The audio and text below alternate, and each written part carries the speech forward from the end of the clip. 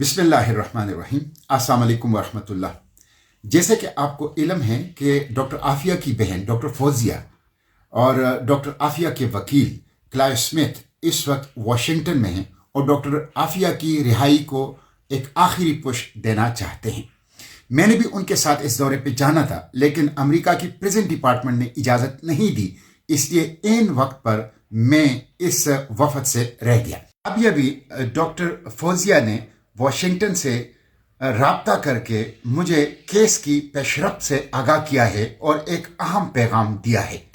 सबसे पहले मैं आपको डॉक्टर फौजिया का पैगाम सुनाना चाहता हूं, जो उन्होंने वाशिंगटन से पाकिस्तानी अवाम बिलखसूस और पूरी दुनिया में डॉक्टर आफिया से मोहब्बत करने वालों के लिए भेजा है। ये डॉक्टर फौजिया का पैगाम है, ये पैगाम सुन लीजिए। अस्सलाम वालेकुम एवरीबॉडी। बहुत बहुत बहुत सारी दुआ करो, बहुत सारी, इतनी कि जिंदगी में शायद ना की हो।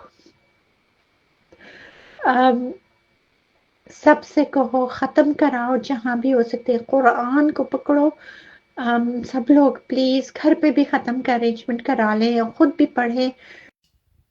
दूसरी बात यह कि इस वक्त सिर्फ 30 घंटे बाकी हैं और अगरचे हुकूमत पाकिस्तान ने डॉक्टर आफिया की रिहाई की केस को नाकाम बनाने के लिए कोई कसर नहीं छोड़ी और उसके सबूत जो हैं वो इस्लामाबाद हाई कोर्ट के जज के ऑर्डर्स हैं और अमेरिका वाशिंगटन के अंदर जो पाकिस्तानी सफीर है उनकी अदम फालियत है और किसी एक मीटिंग में भी शिरकत ना करना है, और भी बहुत सी चीज़ें हैं।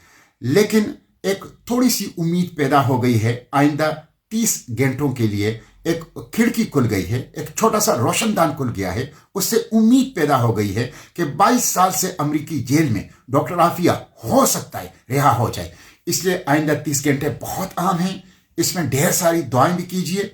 ये जो एक पिक्चर में आपको स्क्रीन पे नजर आ रहा है, इस पिक्चर को अपने प्रोफाइल के ऊपर लगा दीजिए, अपने स्टेटस के ऊपर लगा दीजिए और उसके साथ साथ सोशल मीडिया में डॉक्टर आफिया की रिहाई की आवाज उठाइए और पिटीशन के ऊपर भी दस्तखत करते जाइए पिटीशन के ऊपर भी। और एक ताकतवर कैंपेन डॉक्टर आफिया की रिहाई की आइंदा 30 घंटों में उठाइए। हम अल्लाह से दुआ करते हैं कि ये मजलूम बेटी हाफिज कुरान जो 22 साल से बेगुनाह अमेरिकी जेल में हैं, अल्लाह ताला अपनी कुदरत कामिला से इनको रिहाई दिला दे। इस पैगाम को ज्यादा से ज्यादा लोगों तक पहुंचाइए। बहुत शुक्रिया।